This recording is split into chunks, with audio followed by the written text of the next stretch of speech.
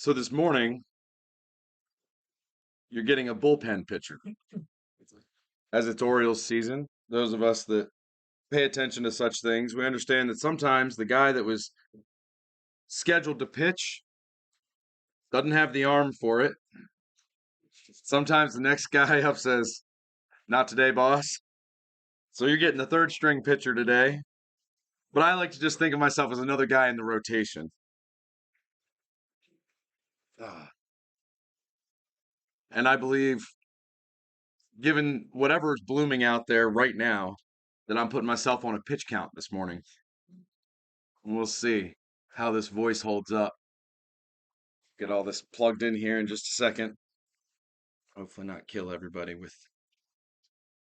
Okay. Too loud? Yes, too loud. A little bit. How's that? Okay. So as we look here this morning, a very timely and topical thing for, finding out with about 2 days that you're going to be preaching, or 3 days, whatever it was. Uh, as we think about this, the idea of "Are you ready?" Was something that I got asked a couple times over the last couple days. Are you ready for Sunday morning since you're gonna preach? And so it really locked in. And as we're gonna sing in our invitation song, we're gonna be asking that question of ourselves: is Are we ready? But really, are we ready is more than just are you ready to preach? That's certainly important for the next 20 minutes, but are you ready for Christ to return? Are you ready for the challenges of life that come about? Are you ready to fight the spiritual battles that you have ahead of you? And so we have to think about not being, just kind of ready. When they said, "Hey, can you fill in and preach?" Okay, yeah, I can do that. And you start noodling through ideas of what you're going to talk about, and so then you're just kind of ready, and then you get a couple scriptures in mind. You go, okay, now I'm almost ready, but really ready. Are you fully prepared? And so as we think about our Christian lives, we want to think about our being truly ready for something, heart, mind, and soul. And so we look at these things. We live in a world where later seems to be the motto. I'm gonna, one day I'll grow up and get a good job. One day I'll buy a house. One day I'll finally get that boat that I wanted, or whatever. One day I'll finally take that vacation. One day I will finally cut all the sin out of my life. One day I'll start a Bible study with my neighbor. One day I'll talk to the person at the cash register and see if they'd be interested in coming to church. One day I'll do that, right? Later seems to be a motto, but Jesus calls us to be ready to do these things now. In Matthew chapter 24, verse 44, therefore you must also be ready, for the Son of Man is coming in an hour you do not expect. Right? If we're constantly looking at the next day as the day when we say, okay, all right, I'll finally believe, I'll finally submit to Christ sometime down the road. We do not expect you aren't guaranteed tomorrow, right? In 1 Peter 1:13, therefore preparing your minds for action and being sober minded, set your hope fully on the grace that will be brought to you at the revelation of Jesus Christ. Preparing, this idea of preparing and setting our hope fully, being fully committed to something and being fully ready and being fully prepared for something is not something that you can say, well, I'll do that tomorrow. Now, I have heard the preachers say there's no inspiration like sunrise on a Sunday morning if they haven't got their sermon together yet. But do we want to be that late in the game? Do we want to count on being ready tomorrow when today is so important? And so our readiness is a daily choice that we're making. In Luke 9, verse 23, then he said to them all, whoever wants to be my disciple must deny themselves and take up their cross daily to follow me. And Galatians 6:9 says, and let us not grow weary of doing good, for in due season we will reap if we do not give up. So this idea of taking up a daily cross, why would Christ say that? Why would he say that we need to be doing something daily? Well, hey, I decided to follow you. I'm in, right? I'm good. I believed. I'm here. I'm a Christian. I'm saved. Good. What are we doing daily? Why would he tell us to be daily in our journey towards him, right? And why would there be this little phrase at the end of Galatians 6:9 that says, if we do not give up? What does that imply? That if you give up, you're going to be lost.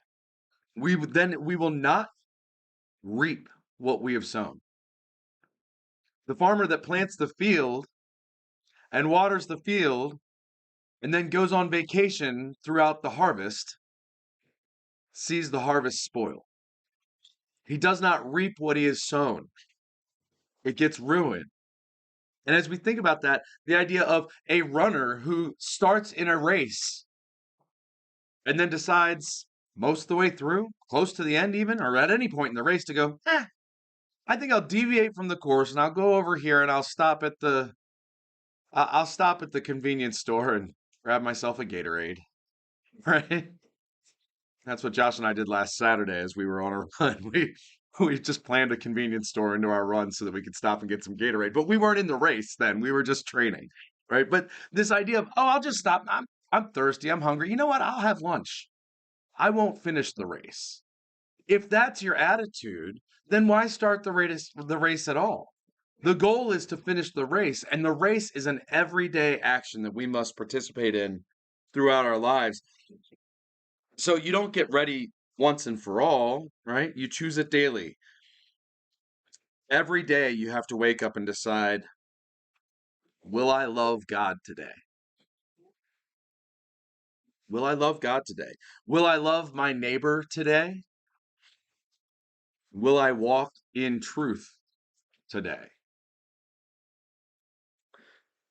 Readiness is built like a house, brick by brick, prayer by prayer, and choice by choice. So we think about that. Every choice that we make during the day is we decide, how am I going to respond to this person? How am I going to interact with this person? How am I going to act when I'm alone? Right?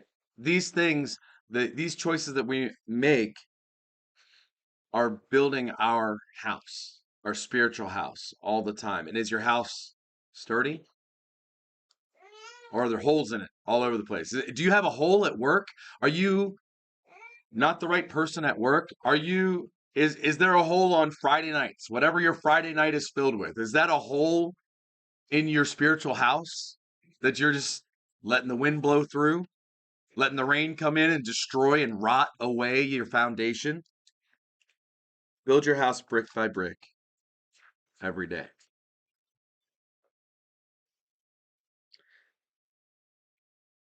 Readiness is faith over fear. It's not about fear, right? It's not, although there is a fear that we can have. And as we talk about motivators, right? Fear is a great motivator. You say, well, I can run real fast if there's dogs chasing me, right? If there's a bear, I can run faster than my friends, right? These things can be great motivators for us, but fear is a great motivator, but is it really the best one? You know, Jordan and I have talked about this over the years. Why should you become a Christian? Fear of hell or hope of heaven? Got to be a little bit of both. If it's only one, if you're just doing it as a get out of jail free pass, you're never really going to dig into your hope of heaven, right? And if you're all hope of heaven and there's really no fear of hell, if you don't even believe there is a hell, then if you slip up, it's no big deal, right? I'll just keep hoping in heaven. I like that part, right? That's the Jesus I like, the kind one, the forgiving one. 2 Timothy 1:7 says, "For God gave us a spirit not of fear, but of power and love and self-control." So we think about this, that self-control is that daily brick that we're building our spiritual house with. That daily choice is the self-control, the who am I going to be right now in this instant.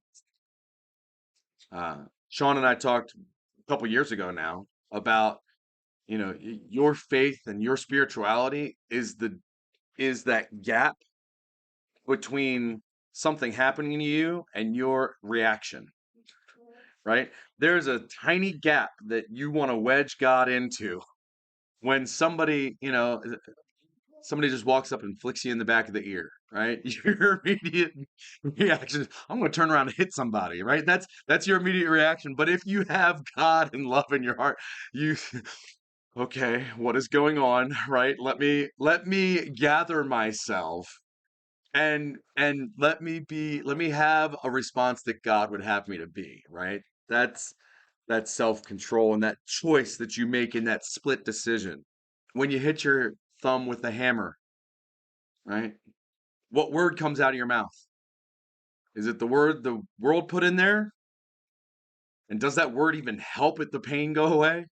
No. So why use it, right? So you put a little bit of God right in that wedge, right in that split second space, and you make a different decision, a better decision, one that's going to give you a better house, spiritual house to live in.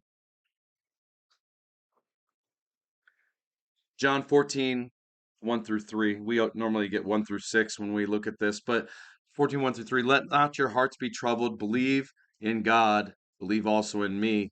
In my Father's house are many rooms. If it were not so, would I have told you that I go to prepare a place for you? Believing that there's a room for you, believing that there's a place for you in heaven, believing that that opportunity is open to you, and that there's something better than this life out there for you is sometimes all the hope that we need. It's about faith, not fear. And sometimes being ready means trusting in whatever comes, right? Joy, hardship, even the unknown, God is already there. God is always there for us in these things that come that are unknown. You can fear what's going to come tomorrow, or you can have faith that it's going to be okay because it's temporary anyway. And God is in control. When you have the faith that God is in control, then whatever happens tomorrow, you'll take a deep breath and you'll get through it. You've appropriately wedged God between the things that happen to you and your reactions. If you don't prepare because you're afraid of what's coming, you prepare because you believe in who's coming. Preparing because you believe that Christ is coming is really powerful. Believing that this will go away, believing that there's something else is so powerful. It's really about faith and not fear. Preparing for the good things that are coming.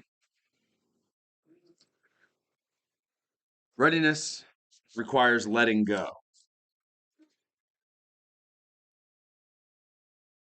I don't know if you've noticed these images. I played with a couple of AI tools yesterday, and so I had an AI invent these images for me for specific points in the lesson. And I said, I want something. I want angels' wings taking heavy chains up into heaven as a burden, getting rid of our burdens. And that's what it came up with. This was the best one out of the 5 or 6 that it gave me to choose from.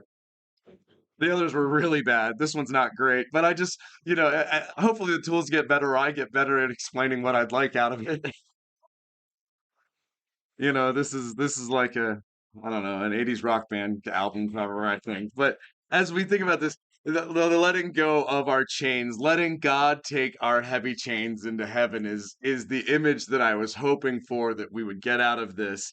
Hebrews 12:1 says, "Therefore, since we are surrounded by so great a cloud of witnesses, let us also lay aside every weight and sin which clings so closely, and let us run with endurance the race that is set before us. There are some guys that go out, they do training runs, and they wear a weight vest for the training run. And when we are weightlifting, we grab weights intentionally to make our muscles stronger, and we pick things up and we put them down, as Arnold said, right? That's the job, to get stronger. But when you go to run the distance, you want the lightest weight shoes, you want the lightest weight shirt. You're not carrying your phone and your purse and your backpack full of things that you might need along the way. You say, hopefully there's an aid station out there at mile 17 or whatever it is, and you say, okay, I'm going to lighten my load. Spiritually, are we lightening our load for the race, or are we holding on to things? Sometimes what keeps us from being ready is those things that we're holding on to. Old grudges, spiritual grudges against our brethren. Uh, well, that guy, he never paid me for when we went out to lunch. He never paid his fair share. He didn't pay for his share of the tip when we went out to lunch together. He's just a cheapskate, and I don't like being around him. And that was 7 years ago, and it was $3 7 years ago. That's not even the tax now, right? As we look at our situation, you know, are we holding on to secret sins? Again, what is your Friday night? Is that your spiritual hole in your house? We might put on a great front. The front of the house looks great. Oh, it's got good curb appeal. There's some old beat up clunkers in the backyard up on blocks, though, right? When we look behind the house, when we look just under the surface, what are we inside our hearts, right? And it's maybe not something that you're doing, but just the way you think about people can be sinful. We got to get rid of that. Uh, our worries, our cares, our worries, if we are constantly worried about, I think about retirement. I'm not there yet. I'm right there. I'm 47, so I'm starting to think, okay, I'm getting close to 50, and they say you're supposed to meet with a financial advisor to make sure you're ready for 65 or 67 or 72 or whenever the government says you can start collecting benefits, right? And we think about these things, and, okay, am I ready if I am constantly so worried about retirement and my funding in retirement that I can't give money to God now? What am I actually surrendering to God? If I'm so worried about what will happen to, I don't know, my car, right, in the parking lot. I bought a pretty neat car back in 2005, and I liked it a lot, and it was just different. And the first time I drove it to church, somebody said, Greg, there's people out in the parking lot looking at your car. Do you want to go make sure they're not going to scratch it? And at first I thought, yeah, I need to get up and go protect my car. And then I thought, I'm in church. I'm not going out there. It'll be fine. Right? But our first reaction is to worry about something of value. What is really of value in this world? That car got scratched and dented and sold, traded in for another car that got scratched and dented and sold and traded in. It's not that much to worry about, right? Being ready means laying it all at Jesus' feet. The lighter your heart, the faster you can run towards him when he calls.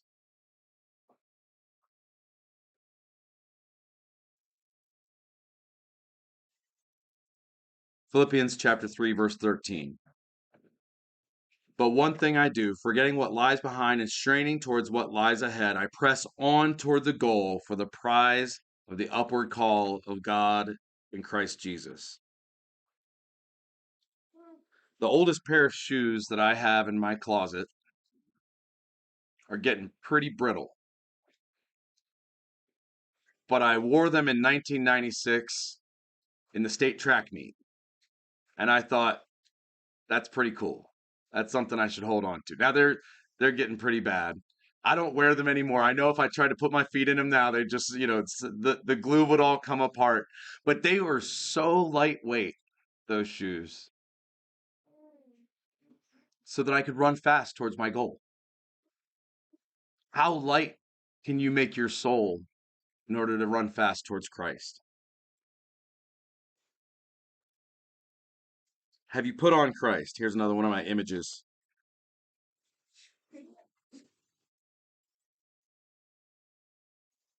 You know, Galatians chapter 3, verse 27, for as many of you as were baptized into Christ have put on Christ. Some versions say have clothed yourselves with Christ. All right. So as we think about this, do you have a protective coating of Christ in your life? We've talked about being ready, ready in heart, ready in mind, ready in spirit. But the very first step to true readiness is to be in Christ. Baptism is not just a ritual or a symbol. It is the moment you clothe yourself with Christ. You go from lost to found and from death to life.